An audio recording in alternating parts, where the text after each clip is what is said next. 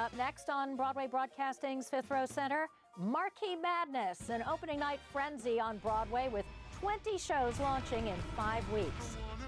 Why does this happen? Can we blame the Tonys, or is it something in the roots of theater business? And for audiences, the real question, when this many shows open at once, how do you decide what's worth your time and your money? We've got some tips and secrets. Plus, I share the secrets behind previews, critics' night, opening night, and how you can actually help shape a show. And later in Broadway Unscripted, the spring surge unpacked, predictions, frictions, and competitions, what our panel would see first. Welcome to Every Brilliant Thing. And what they'd wait on and why. Join me, Fifth Row Center. Broadway Broadcasting presents Fifth Row Center, the secret to Broadway's best seats in the house.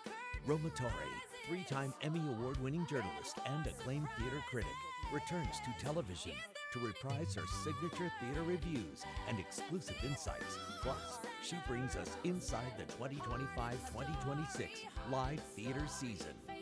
And we bring you into the conversation with our exclusive live interactive roundtable. Subscribe to our YouTube channel for details. Join Roma Torre in the best seat in the house. This is Fifth Row Center.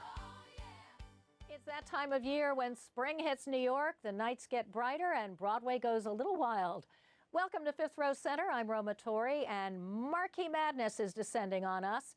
Spring brings one of the densest opening clusters of the season. Star vehicles, high-profile adaptations, revivals being reimagined, and a few real gambles.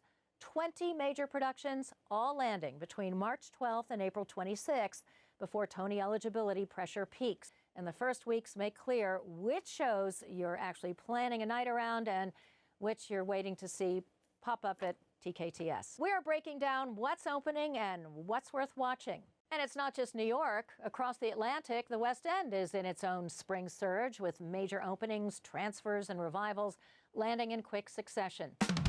As springtime marks the end of the Broadway season in New York, the UK's West End is blooming. The Prince Edward Theatre will be possessed by Beetlejuice, the musical adaptation of Tim Burton's cult film, on May 20th. And for fans of classic musicals looking to misbehave, Cole Porter's High Society opens at the Barbican on May 19th, starring Helen George of Call the Midwife and Felicity Kendall.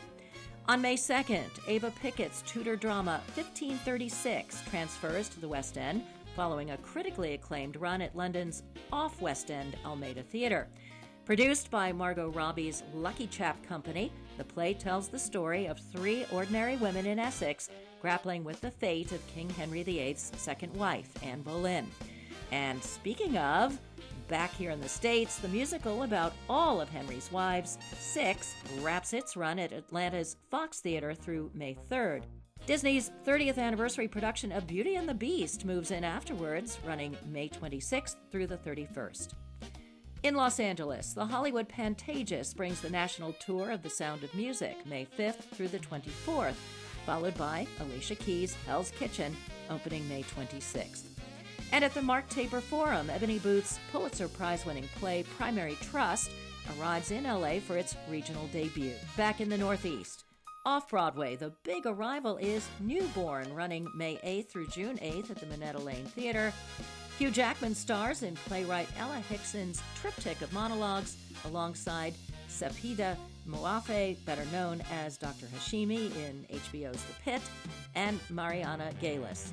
It joins Tom Noonan's play, What Happened Was, at the same theater, starring SNL's Cecily Strong and Corey Stoll, currently running through June 14th.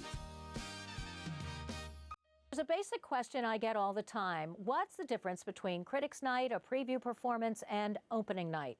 Most people are surprised to learn critics do not review opening night performances. We're invited earlier during designated press performances, which usually take place near the end of the preview period. My colleagues and I agreed to an embargo and hold our reviews until a specific time, just after the official opening. Previews, the performances before opening night, remain a critical part of a show's development, although the way they're used has evolved. During previews, the show continues to be developed in front of a live audience. Performances continue to settle, technical elements are refined, pacing adjusted, and audience response still matters because actors need a live audience to understand timing, rhythm, energy, and where, hopefully, applause unexpectedly breaks. That said, the show is often close to being complete by that point.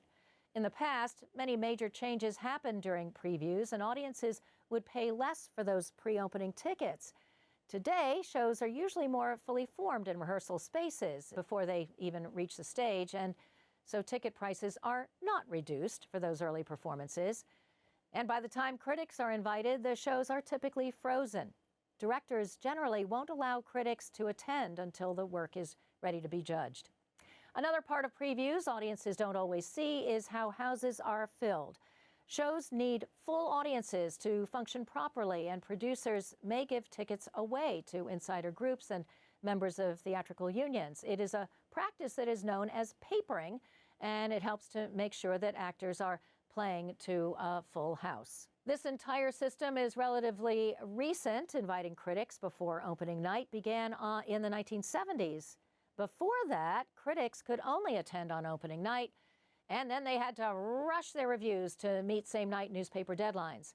My mother, who was a columnist, used to tell me about the stampede of critics racing out to payphones to make print that night, and that's why critics traditionally are seated on the aisle. So, when you're deciding when to buy tickets, it helps to know what you're walking into. The closer to opening, the more likely you'll see the polished version. But if you attend an early performance, you can always say you witnessed a show being born.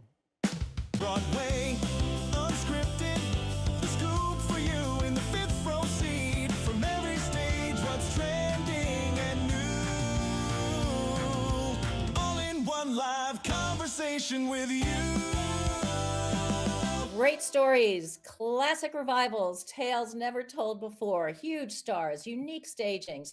We are in the grips of Marquee Madness. The rush is on as the Broadway season comes to a climactic ending in these last weeks of show openings. I am Roma Torre once again, and these are the times that try theater insiders' souls. Each year, we are traditionally bombarded in March and April by shows clamoring to make their marks and be fresh in the voters' minds ahead of the Tony eligibility cutoff. 34 shows are competing for Tonys this season, but about half of them are opening in just these last weeks. From March 12th to April 26th, we are committed to seeing 16 Broadway productions, and that's not even counting the new off-Broadway offerings. So joining us now to help sort it all out are a pair of veteran theater professionals who have literally seen it all. BroadwayWorld's Richard Ridge and SiriusXM's Julie James. Hey guys, how are you holding up? And I don't want people to be crying for us because boo-hoo, we're seeing all these shows, but it can get exhausting, right? How's it been for you, Julie? I know you've been running around a lot. It's definitely dizzying, but it is, as we say, a champagne problem. Yeah, it gets to be a blur, doesn't it? Yeah. Richard, how's it been for you? It's a little crazy. We love what we do. It's this time of year. We all know this, the March and April madness. And it's so exciting because there's so many brilliant things to see. So let's hear, what have been your favorites so far? And actually, I know we're talking about the last 6 weeks, but there have been some really big, wonderful productions. And my favorite so far has been Ragtime. How about you guys? Ragtime is going to be such a big contender. This is such a beautiful new revival and a new production. It is stunning in every aspect. And boy, it's so timely now with everything we're going through. I mean, we all fell in love with Ragtime the first time around, but this production is just off the map. And the performances, I don't know, they should just nominate everybody, right, Julie? I mean, everybody is absolutely flawless. That is just top form. But I also just worked with the cast of Chess in the SiriusXM studios. And as someone who has known that score backwards and forwards since my days at conservatory, it's really, it's so bolstering that Chess is on Broadway and is enjoying a hit run after being a notorious flop that people have been dying to fix. Anything else that surprised you in this latest season? an opportunity that I would call a little bit of a surprise. It has a lot of people talking. Titanic coming to Broadway specifically to sort of pony into the Tony season is an interesting and for some people surprising choice, simply because it ran in the New York area for, what was it, about 3 years. So you could argue that, in terms of the local audience, most people that wanted to see it have seen it, and it is hilarious and clever and so much fun. Yeah. Talk about what they've done with that show. Like you said, it was a small little musical that everybody fell in love with, and all of a sudden they just turned the volume up to like 1 million and just changed the cast and just, blew it up for Broadway, which I think is so great. It is a surprise to me that the majority of productions this season are plays, not musicals. And I was doing a little bit of the math, but there are 6 new plays, 4 play revivals, 4 new musicals, and just 2 musical revivals. That's in these last 6 weeks. That was a surprise. So why don't we kind of take each one and look down the line based on the categories. And so let's start with the new musicals. All right, Schmigadoon. It was the Apple TV series a couple of years ago, and it just really broke out and went mainstream. It wasn't a cult TV show. Now it's a big Broadway show.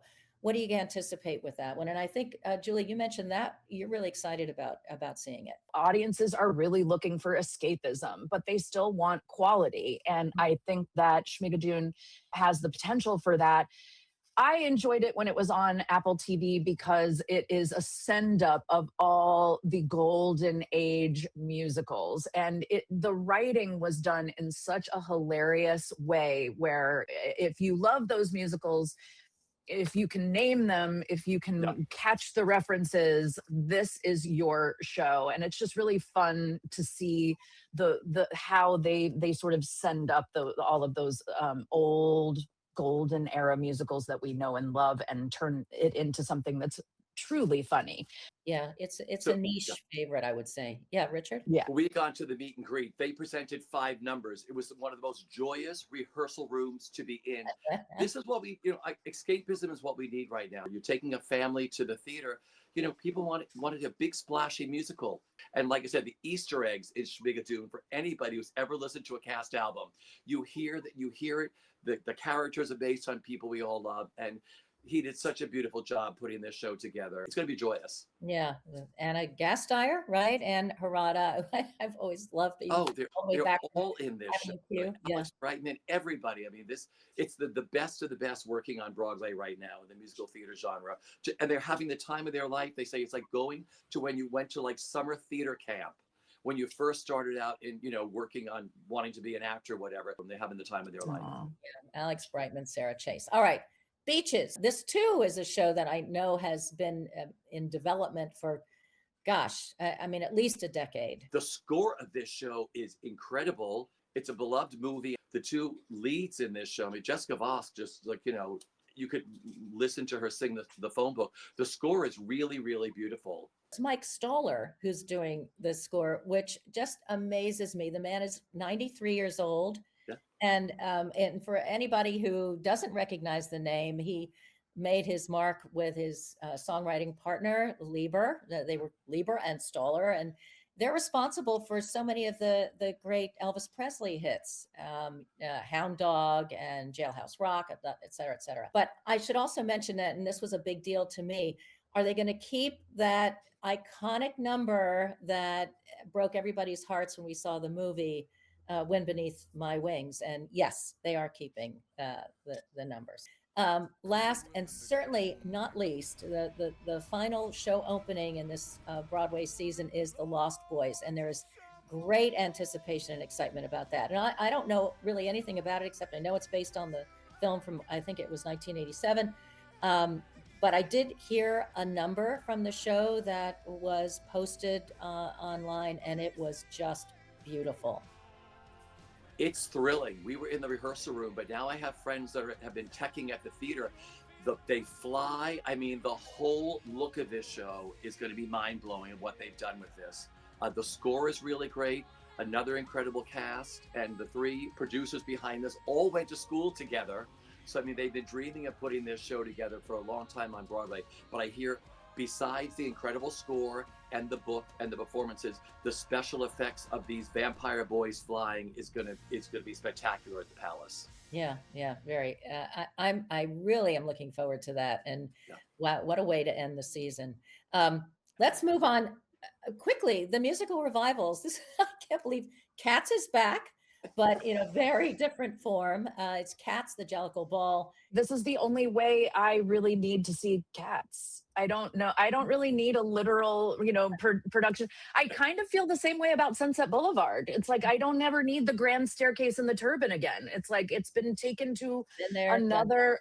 It's been taken to another level and did something really interesting with it. Oh, totally agreed. So beautifully crafted, so clever of what they've done.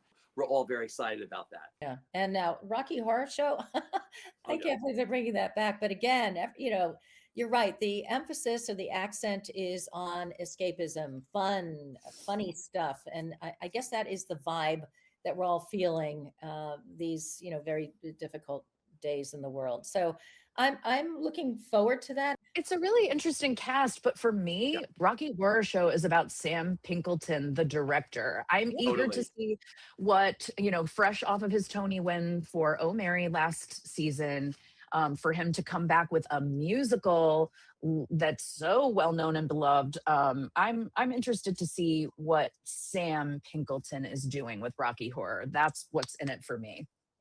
And Luke Evans said he cannot wait to put those Frankenfurter heels on and everything else. And like Julie said, it's all about Sam's vision and everything else. And the cast he has put together is of every different element of actors. It's really going to be spectacular.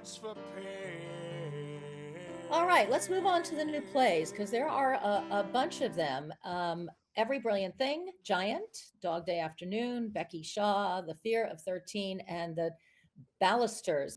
Now, Every Brilliant Thing opened March 12th, and so I think we all saw it, and I was just dazzled by it. I thought it was such a wonderfully original and engaging and heartwarming piece of work, and very special mention to Daniel Radcliffe, who just nailed it. He was wonderful. That was a big surprise to me. I didn't expect it to be that thrilling. Welcome to Every Brilliant Thing. It's so interesting to watch everybody in that house because Daniel starts at half hour wandering through the house, up to the balcony, up to the mezzanine to give people little post-its to talk about during the show. It's one of the best feel-good things I've seen this season. I think Daniel is just exquisite in this. The subject matter is a little heavy, but it's done in a beautiful light and so beautiful way, and everybody walks out of that theater feeling so much better. It's right, like right? Yeah. I couldn't agree more. If you need to feel a little better about life, go to that show. And really, and a big portion of the audience gets to be in it. I mean, as you mentioned, Richard, including yours truly. I was there the night you were there. Oh, that's right, Richard. Well, this is I've never been so boldly insulted to my face, and yet I loved it because Daniel ran up to me and my hubby sitting there, and we were on the aisle, and he kneels down and he says to us, rather quietly, I would like you to play my old couple. And I was like, your old couple? I was like, yeah, sure. You were asking Daniel, we'll be your old couple. Yeah. Anyway, it was a blast. We just really enjoyed it. Everybody leaves with a smile. They have the best time leaving that show, and to see him live. Yeah. And your chance to be in a Broadway show is always, a little perk. All right. You can add that to your resume, Roma. You can add that to your resume now. Yeah. I started out as an actress. I've never acted so much since I left the Anyway, Giant. Let's talk about Giant. John Lithgow. This was the play that won the Olivier Award. And there's just a great anticipation for it. I don't know if it's going to do as well on this side of the pond, but it does have a stellar crew behind it. Have you seen it? I know you were on the red carpet, Richard. Did you have you seen it yet? I've seen it. I think he is giving, this is going to be the hardest category, best male in a play this year. He is incredible in this show. Everybody is, but John Lithgow's giving one of those like career defining performances. It's like the Hamlet, King Lear. He is just bombastic and brilliant, and it's selling incredibly. So if you want to see some really great acting of one of our greatest, I think this is his 25th, could be his 26th Broadway show. He is so thrilled to be back, but he is a giant in this playing Roald Dahl. And so finally now with everything, it's, you know, what he did at that time period, another like, you know, a wonderful piece that's so timely, but brilliant performance. You know, correct me if I'm wrong. He's 80 years old? Yes. And he's in his prime. Isn't that just incredible? Isn't that incredible? It blows me away. Dog Day Afternoon. This one I'm extremely excited about because who doesn't love the film? And it's got John Bernthal and Eben Moss-Backrack, right? From The Bear? Yeah. I met them at the meet and greet. These two guys together, I mean, look at them. They are having Broadway debuts. They're having the time of their life working on this. And Stephen was there that day, and Rupert Gould, the director. The set is mind-blowing. The bank turns, and I love this movie. And this is going to be gritty. It's Stephen Gerges. I mean, these people are introducing a whole new audience to the theater. It's that gritty New York story. It's very raw and very profane, but in the most entertaining fashion. Becky Shaw, what caught my eye as having been raised in Pittsburgh is Patrick Ball, who plays Dr. Langdon in the Pit. Are you guys familiar with it at all, Julie? I didn't see it before. So I am looking forward to being introduced. And you make a great point about, we have several stars from The Bear, The Pit. People are drawn to the theater to see some of these favorites live and on stage without a net, as I like to say. Becky Shaw was a great show off Broadway at Second Stage, and now it's getting its Broadway debut again. Really, really wonderful. Trip Coleman's directing that. Like Kelly O'Hara and Rose Byrne, Fallen Angels. I can't wait to see that. But like to see Kelly in a play. Right. And she's so good no matter what she does. Kelly, I'm calling my trifecta because I work with the Metropolitan Opera at SiriusXM as well. And she's been on stage at the Met Opera a number of times in recent seasons. Of course, she's beloved on Broadway and in concerts. And now she's doing a play on Broadway. So she's infiltrating all of my worlds, and I love it. This is one of the most unknown Noel Coward plays, because I mean these women are scandalous and everything else. It's directed by Scott Ellis, another stellar cast. Another TV favorite making their Broadway debut, Mark Consuelos. Oh yeah. And he was talking very lovingly about that cast in the studio, telling me about it recently. Oh yeah, he's so excited because you had him in the studio. I had him in the rehearsal room. He's like, it's blowing my mind. He's like, I can't believe this. I'm in with Scott Ellis and Kelly O'Hara and Rose Byrne and all these people doing a drawing room comedy. All right. Well, and Mark's son is in Death of a Salesman, making his Broadway debut. So his son and father are making Broadway debuts side by side in the same season. How cool is that? We need Kelly Ripa then to jump in. That's what I told Mark. I said, all you need is Kelly to do something next and you'll all be on stage. Let's finish with the original plays. The Fear of 13, Adrian Brody and Tessa Thompson making their Broadway debuts. It's a true story about a death row inmate who was innocent but spent more than 2 decades in prison. This one I'm very excited about because I love heavy drama. And Linda Ferrantino wrote the script of this. I mean, it's a true story, so this is going to be great. And then The Ballisters. This one is David Lindsay Abaire, right? Who wrote Kimberly Akimbo, and has that kind of quirky humor. That's going to be a lot of fun. All right, let's move on. Among the play revivals, wow, talk about some heavy hitters here. Death of a Salesman with Nathan Lane and Laurie Metcalf, and Joe Mantello directing. This is going to be seismic, I have to expect. I can't wait to get into the Winter Garden Theater to see this. I hear all these incredible things that all my friends have gone and say it's mind blowing of what Joe Mantello has rethought Death of a Salesman, and this cast, including the boys who play Happy and Biff. I mean, Mr. Abbott and Ben Ayers. I mean, they're all supposed to be wonderful in this. That's all been shifted to another time period, right, Julie? It takes place, I think, in the 60s now, if I'm right. Yeah, and you can really expect. I mean, this is truly about the American dream, and we keep going back to the timeliness. You know, if you think about the 1960s, the promise of America, and then if you think of the promise of America in 2026, and to see it under the helm of Joe Mantello, but with the giants of Nathan Lane and Laurie Metcalf, it's sure to be Winter Garden box office gold. And you know what I had heard was that Joe Mantello had some exclusive access to Arthur Miller's writings and intentions for the play. So we're going to get a whole new dimension, I think, even without changing the setting. I think we're going to understand the play even more so, which is hard to believe because I think it's a perfect play. All right. Proof is back. And, you know, I didn't realize, I'm looking at my notes here. I think it opened 26 years ago. I feel like I saw it only a couple of years ago. Oh, 25. I feel old. You're a kid. Look at this cast with Don Cheadle and, speaking of the bear, Ayo Edebiri, right? Yep. Her name. This should be fun. And last I heard, the Obamas are producing this, or putting their names in and putting their money where their mouths are. Which I think is so smart. Tommy Kail is directing this.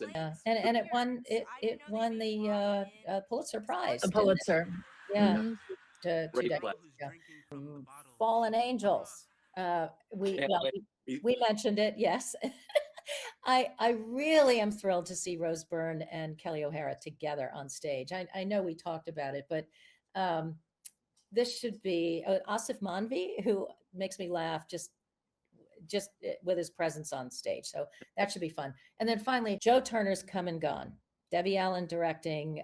She's putting it again through a different lens, and it's that August Wilson classic. I didn't realize this is its third outing on Broadway. It's a very popular play, and why not? It's just the writing is just beautiful. Everybody is loving working with Debbie. They're just having the time of their life working with her. They say the room she prods and she's like, I want you to be the very best, but then she pulls back. It's that dancer thing. You know, the cast was telling me that she's like, you know, you can go further, trust yourself. Taraji, all these people are just, you know, because she has the biggest history with the Allen sisters because they had a scholarship that she won when she was young. And so Debbie and the Allen sisters have been with her career forever. And she cannot wait to make her Broadway debut in this. That Taraji P. Henson, right? Yep. Making her Broadway debut. And as well as Cedric the Entertainer, another Broadway debut. So we have all of these plays, you know, with a lot of individual actors showing up for a Broadway debut this season. It's pretty marvelous.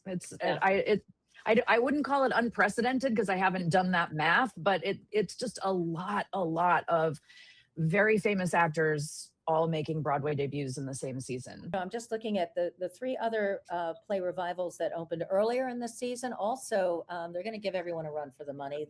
The three guys in art, and every one of them, you know, could be a contender. And Oedipus, Mark Strong, I'm in love with that actor. I think he's so wonderful. Waiting for Godot, remember that?